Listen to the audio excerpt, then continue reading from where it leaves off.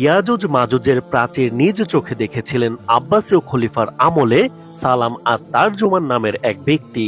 ৩৬ দিনের যাত্রার পর তিনি ইয়াজুজ মাজুজের এলাকায় এসে পৌঁছান। সেই যাত্রা কেমন ছিল, তাদের এই অভিযানে কি ঘটেছিল এবং তারা কি ভয়ঙ্কর জিনিস দেখেছিল, এই সম্পর্কে আমরা এই ভিডিওতে বিস্তারিত জানব। তাই ভিডিওটি শেষ পর্যন্ত দেখতে থাকুন এবং চ্যানেলটি সাবস্ক্রাইব করে দিন। মহান আল্লাহ তাআলা আমাদের পবিত্র কোরআনের সূরা কাহাফে ইয়াজুজ এবং মাজুজের কাহিনী শুনিয়েছেন। তারা ছিল এমন এক জাতি যারা পৃথিবীতে বিপর্যয় সৃষ্টি করত। এরপর আল্লাহর প্রিয় বান্দা জুলকারনাইন তাদের থেকে আমাদের সুরক্ষিত রাখতে এক শক্তিশালী বাঁধ নির্মাণ করেন। মহান আল্লাহ তাআলা আমাদের জানিয়েছেন যে কিয়ামতের বড় লক্ষণগুলোর একটি হলো ইয়াজুজ এবং মাজুজের বেরিয়ে আসা। ইয়াজুজ এবং মাজুজের অবস্থান আমাদের সৃষ্টির আড়ালে রাখা হয়েছে, যেহেতু আল্লাহ তাআলা তা আমাদের কাছ থেকে গোপন রেখেছেন যতক্ষণ না কিয়ামতের নির্ধারিত সময় এসে যায়। একদিন আব্বাসীয় খলিফা আল ওয়াসিক বিল্লাহ স্বপ্নে দেখলেন যে সেই বাঁধটি খুলে গেছে। এরপর তিনি কিছু অভিযাত্রীকে সেই বাঁধ পরীক্ষা করার জন্য প্রেরণ করেন। শায়েখ আবু আব্দুল্লাহ আল জাহাবি উল্লেখ করেন যে মাসালিক আল মামালিক গ্রন্থে লেখকের বর্ণনা অনুযায়ী খলিফা আব্বাস আল ওয়াসিক বিল্লাহ 842 খ্রিস্টাব্দে স্বপ্নে দেখলেন যে জুলকারনাইন নির্মিত সেই প্রাচীর খুলে গেছে, যা মুসলমানদের এলাকা ও ইয়াজুজ মাজুজের এলাকার মধ্যে অবস্থিত ছিল। স্বপ্নে দেখা এই ঘটনা তাকে আতঙ্কিত করে তোলে। এরপর তিনি সালাম আত-তারজুমান নামক একজন অভিযাত্রীকে বাঁধটি পর্যবেক্ষণের জন্য প্রেরণ করেন। সালাম আত-তারজুমান শহর থেকে যাত্রা শুরু করেন। তার সঙ্গে ছিল কয়েকজন সঙ্গী এবং 100টি খচ্চর, যেগুলোতে খাদ্য ও পানীয় বহন করা হয়েছিল। খলিফা তাকে একটি চিঠি দেন, যা তিনি আর্মেনিয়া শাসকের কাছে হস্তান্তর করেন, যাতে তিনি তাদের প্রয়োজন মেটাতে এবং তাদের অভিযান সহজ করতে সাহায্য করেন। আর্মেনিয়ান শাসক তাদের যত্ন নেন এবং তাদের অভিযানের জন্য শারির অঞ্চলের শাসকের কাছে একটি সুপারিশপত্র প্রদান করেন। মোহাম্মদ হাসান জাকির মধ্যযুগের মুসলিম অভিযাত্রী এবং হোসাইন ফাউজির পুরনো জিন্দাবাদের গ্রন্থে উল্লেখ করেছেন যে প্রতিটি শাসক তাদের পরবর্তী অঞ্চল বা এলাকার শাসকের কাছে একটি সুপারিশপত্র প্রদান করতেন। এভাবে তারা একে একে অগ্রসর হয়ে খাজার অঞ্চলে, যা কাশ্মীরিয়ান সাগরের কাছাকাছি অবস্থিত, সেই অঞ্চলের শাসকের কাছে পৌঁছে যান। সেখানের শাসক তাদের সহায়তার জন্য 5 জন গাইড নিয়োগ করেন। 26 দিনের যাত্রার পর তারা একটি কালো দুর্গন্ধযুক্ত স্থানে পৌঁছান। তারা সেই স্থানে আরো 10 দিন ধরে চলতে থাকে।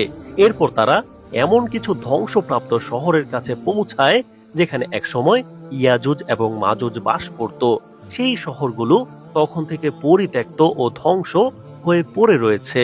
এরপর তারা বাঁধের কাছাকাছি একটি দুর্গে পৌঁছায়। সেখানে তারা এমন এক জাতির সন্ধান পান যারা আরবি এবং ফার্সি ভাষা জানে, কোরআন মুখস্থ করে এবং তাদের নিজস্ব শিক্ষা কেন্দ্র ও মসজিদ রয়েছে। এই জাতির আচরণ দেখে অভিযাত্রীরা বিস্মিত হন এবং তাদের জিজ্ঞাসা করেন তারা কোথা থেকে এসেছে। উত্তরে তারা জানায় যে তারা আমিরুল মুমিনের পক্ষ থেকে এসেছে। এরপর তারা যাত্রা করে একটি মসৃণ পাহাড়ে পৌঁছায়, যেখানে কোনো সবুজ আবরণ ছিল না। সেখানে তারা একটি বাঁধ দেখতে পায়, যা লোহার পাটাতন দ্বারা তৈরি এবং তামার সাথে মিশ্রিত। এটি অত্যন্ত উঁচু এবং এর মাঝখানে একটি বিশাল দরজা ছিল, যা 2টি কড়া দ্বারা বন্ধ ছিল। দরজার প্রস্থ ছিল 100 হাত, দৈর্ঘ্য ছিল 100 হাত এবং পুরুত্ব ছিল 5 হাত। দরজার উপরে একটি তালা ছিল, যার দৈর্ঘ্য 7 হাত এবং পুরুত্ব ছিল হাতের একই মাপে। তারা আরো অনেক কিছু উল্লেখ করেন। সেই স্থানে প্রতিদিন একটি প্রহরী দলের দ্বারা তালার কাছে পাহারা দেওয়া হতো এবং তাদের কাছ থেকে একটি ভয়ঙ্কর এবং বিরক্তিকর শব্দ শোনা যেত। তখন তারা বুঝতে পারত যে সেই দরজার পেছনে আরো প্রহরী ও রক্ষীরা রয়েছে। দরজাটির কাছাকাছি 2টি বিশাল দুর্গ ছিল, যাদের মাঝে একটিতে স্নিগ্ধ ঝর্ণার পানি ছিল। একটি দুর্গে ছিল কিছু পুরনো বিল্ডিং এর অবশিষ্ট, যেমন মাকড়ি পাথর ও লোহা। তারা সেই অঞ্চলের লোকদের জিজ্ঞাসা করেছিল, আপনারা কি ইয়াজুজ এবং মাজুজকে দেখেছেন? তারা উত্তর দিয়েছিল যে তারা একদিন শীর্ষে দাঁড়ানো কিছু লোক দেখতে পেয়েছিল এবং হঠাৎ একটি বাতাস বইতে শুরু করলো এবং সেই বাতাস তাদের দিকে চলে আসে। তারা দেখতে পায় তাদের মধ্যে মানুষ ছিল 1 হাত ও অর্ধেক হাত লম্বা। এরপর তারা ফিরে গিয়ে আব্বাসীয় খলিফা আল ওয়াসিক বিল্লাহকে সমস্ত ঘটনা খুলে বলেন। এটা স্পষ্ট যে ইয়াজুজ মাজুজ কিয়ামতের একেবারে পূর্ব মুহূর্তে বের হবে। অনেকেই মনে করেন ইয়াজুজ মাজুজ বের হয়ে গেছে, তাদের মতে তাতারিরাই হচ্ছে ইয়াজুজ মাজুজ, কিন্তু এদের এই ধারণা একেবারেই ভুল।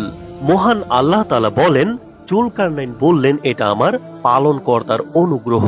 যখন আমার পালনকর্তার প্রতিশ্রুত সময় আসবে তখন তিনি একে চূর্ণ বিচূর্ণ করে দিবেন এবং আমার পালনকর্তার প্রতিশ্রুতি সত্য। আমি সেদিন তাদেরকে দলে দলে তরঙ্গের আকারে ছেড়ে দেব এবং সিংহায় ফুৎকার দেওয়া হবে। অতঃপর আমি তাদের সবাইকে একত্রিত করে আনব। সূরা কাহাফ আয়াত নম্বর 98 থেকে 99। নওয়াজ ইবনে সামান রাদিয়াল্লাহু তাআলা আনহু থেকে বর্ণিত, ঈসা আলাইহিস সালাম দাজ্জালকে হত্যা করবেন। অতঃপর আল্লাহ তাআলা তার নিকট ওহী প্রেরণ করবেন, আমার বান্দাদেরকে তুর পাহাড়ে সরিয়ে নাও, কেননা আমি এমন একদল বান্দা অবতীর্ণ করছি যাদের বিরুদ্ধে যুদ্ধ করার ক্ষমতা কারো নেই। তিনি বলেন, তারপর আল্লাহ তাআলা ইয়াজুজ মাজুজের দল পাঠাবেন। আল্লাহ তাআলার বাণী অনুযায়ী তাদের অবস্থা হলো তারা প্রত্যেক উচ্চভূমি হতে ছুটে আসবে। সূরা আম্বিয়া আয়াত 96। তিনি বলেন, তাদের প্রথম দলটি তাবারিয়া উপসাগর অতিক্রমকালে এর সমস্ত পানি পান করে শেষ করে ফেলবে। এদের শেষ দলটি এই স্থান দিয়ে অতিক্রমকালে বলবে, নিশ্চয়ই এই জলাশয়ে কোনো এক সময় পানি ছিল। তারপর বাইতুল মাকদিসের পাহাড়ে পৌঁছানোর পর তাদের অভিযান সমাপ্ত হবে। তারা পরস্পর বলবে, আমরা তো দুনিয়ার বসবাসকারীদের ধ্বংস করেছি, এবার চলো আকাশে বসবাসকারীদের ধ্বংস করি। তারা এই বলে আকাশের দিকে তাদের তীর নিক্ষেপ করবে। আল্লাহ তাআলা তাদের তীরসমূহ রক্তে রঞ্জিত করে ফেরত দিবেন। তারপর ঈসা ইবনে মারিয়াম আলাইহিস সালাম ও তার সাথীরা অবরুদ্ধ হয়ে পড়বেন। তারপর ঈসা আলাইহিস সালাম ও তার সাথীরা আল্লাহ তাআলার দিকে রুজু হয়ে দোয়া করবেন। আল্লাহ তাআলা তখন ইয়াজুজ মাজুজ বাহিনীর ঘাড়ে মহামারী রূপে নাগাফ নামক কীটের উৎপত্তি করবেন। তারপর তারা এমন ভাবে ধ্বংস হয়ে যাবে যেন একটি প্রাণের মৃত্যু হয়েছে।